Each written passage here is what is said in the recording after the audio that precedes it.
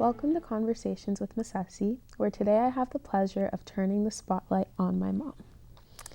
First, I'd like to talk a bit about your personal background and immigration journey. So can you please share with us some of the biggest challenges and surprises you faced immigrating from South Africa to Canada? Okay, I'll start with my personal background as the first question. I am one of four. I'm the firstborn, so I have firstborn tendencies, right? And growing up as a firstborn, I took so many different leading roles, and which I felt were so beneficial for me when I moved and immigrated to Canada because, yes, I was thrown in the pool just to swim, but however, those firstborn tendencies, the resilience and the stick-to-itness helped a lot when it comes to being in a foreign land. For sure. What motivated you to leave a career to come to Canada and be a stay-at-home mom? Contrary to popular belief, I wanted to stay home with my children. I'm a late boomer, so I had children when I was a bit older. And the fact of waking up at 5 a.m. and dropping them off at 6 a.m. and coming to pick them up around 7 p.m. really did a number on me. And I thought, I want to stay home. But was it possible to stay home when we were in South Africa? It wasn't. So that's the reason we decided to immigrate. Mm-hmm. How has your experience as an immigrant influenced your approach to parenting and community involvement? And do you think you share some of the Western ideologies when it comes to parenting styles? As an immigrant, when we came here, I did not have family support. As in, I did not have my own family members that will help to babysit. So I had to hit the ground running and make connections quick. Mm-hmm. And with those connections, I built a community and I was involved in being part of the community as well. And that has really helped me with my parenting and having my children to find somebody that can look after them or friends that have children that have the same age as my own.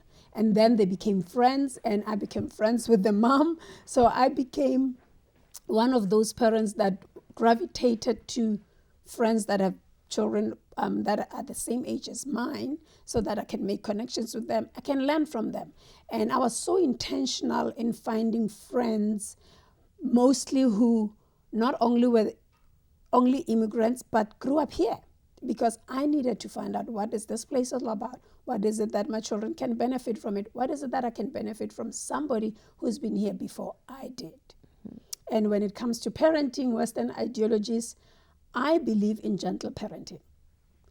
I know my grandmother will shake her head if I say that because when I grew up, I was only seen, not heard.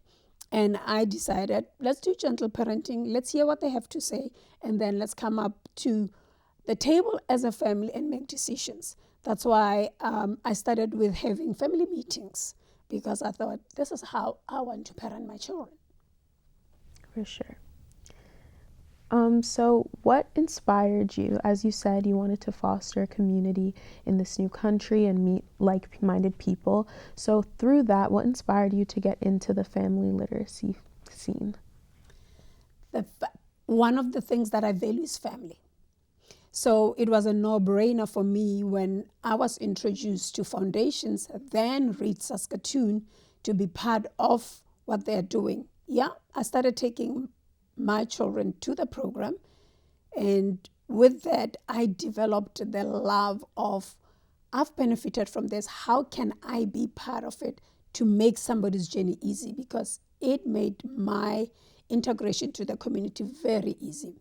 So that's where the family literacy program became my part of life. And I enjoyed being with Foundations. I did programs with them. I volunteered. I ended up working there. So I became part of the furniture, really. Mm-hmm. Yeah. And becoming so integrated in the literacy scene, did it show you kind of where there was gaps in literacy or in family values, both in Canada and in South African communities? It did. So much so that a lot of things that we did here with family literacy programs, I took that and applied it with my nephews and nieces in South Africa, and they loved it.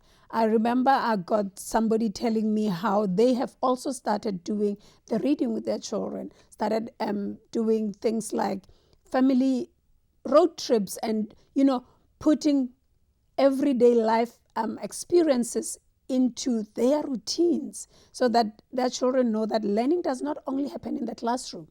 Every day you learn something. Every day what you see, you can turn it into a learning experience. Yeah, for sure. And like you said, you started working with Read Saskatoon, or now Foundations. What do you think was the most gratifying part of that experience? Because I know as a kid it was so much fun to see everyone and do all the readings and all the crafts. So I know what I gained out of it being a part of the program, but what did you gain out of it helping families that were similar to ours? The first day of the program, you have a child that will hide behind mom's back and doesn't want to talk. Then we start with the program. The second week, they come sit next to mom. The third week, they want to come closer to you. The fourth week, they're hugging you when you come in. That's a win for me. So slowly getting into this child's heart and making sure that the child understands that we are here for you, we understand you, we see you, and we are okay with you the way that you are. That is a win for me. 100%. And then just to segue into how to kind of juggle and balance things, how do you, now being back in the workforce, how do you balance that with your personal life, your community involvement, this show, as well as like your own self-care and hobbies that you do for yourself? How do you find juggling all of those things? The easy way for me is to integrate everything. So this is part of my life. Every morning I wake up, my anchor is to have my devotions every morning at 5 a.m. So I'm a 5 a.m. girl club, right? So when I do that, that's how I center myself. That's how I go through my devotion, my prayers, and all the meditation and confessions. When I'm done with that, I call it my wisdom hour. And I will be quiet. From there, then I know what's on my calendar. I start work at 8 a.m. So between 5 and 8, like maybe I leave the house at 7:45. Then I will have time to talk to my children because now I have older children that are away from home. I'll have time to talk to my husband. I'll have time to touch base with my best friends in South Africa because of the time difference before I start going to the marketplace. And from there, when I get there, I'm so refreshed, I'm so energized because my core is being anchored and I'm good for the day. So that's how I integrate them all. And you asked about the community involvement. I have a calendar. So Mondays will be, let's do something for the youth. So that's where I go volunteer my time.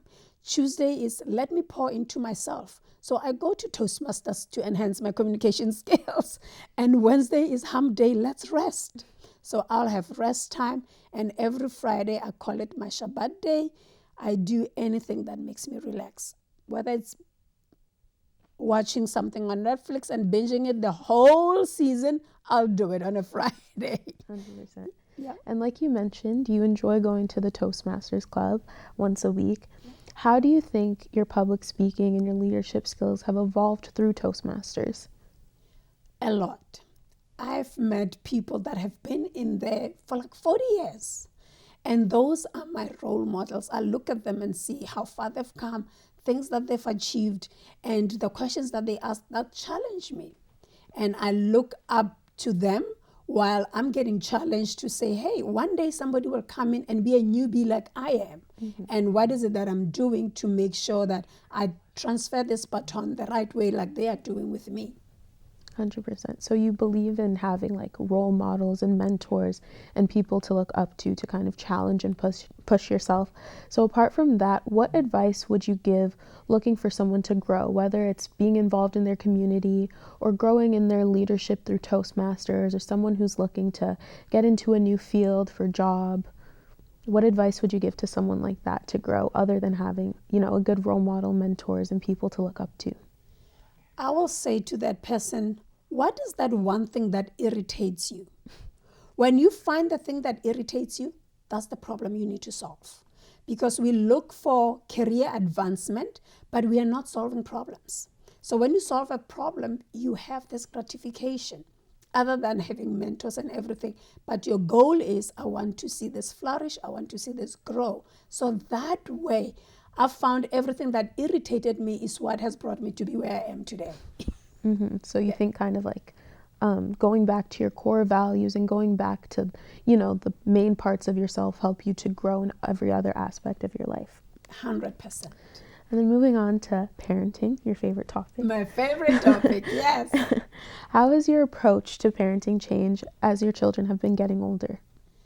I've realized that I'm more of a coach than any other thing. They have their own minds. They can make decisions. I believe my husband and I raised them very well. So we've given them the opportunities. We've given them the tools. So when they've made a decision and they come to us, sometimes I have to come to a point where I ask a question. Would you like me to advise you or you want me to listen? And I found with that communication, it has brought us to an understanding as a family and has really made us be just one in whatever is going on in our lives. And with that, and with, having your children make their own decisions and everything, what rewards and what challenges have you encountered? The challenge is when I think, you shouldn't go there. I've been doing the same thing when I was your age, and there's nothing I can do. I have to watch them fail on their own, course correct, and come back. That's been a challenge for me. I'm not saying I'm doing better. I'll get there one day, but not today. Maybe with the help of a therapist. And what has been rewarding is seeing them making good decisions for their lives, choosing the right classes that they need to take, making sure that they have a 5-year plan for their lives, the career path, and making sure that when they go to work, they know how much they need to save. The 80-20 rule, they're still taking that with their monies. That makes me happy. For sure. Thank you so much on giving us a little bit more of an insight into the host. And that concludes today's episode of Conversations with Masesi. I hope you enjoyed getting to know my mom a little bit better. Join us next time for more inspiring stories and connections.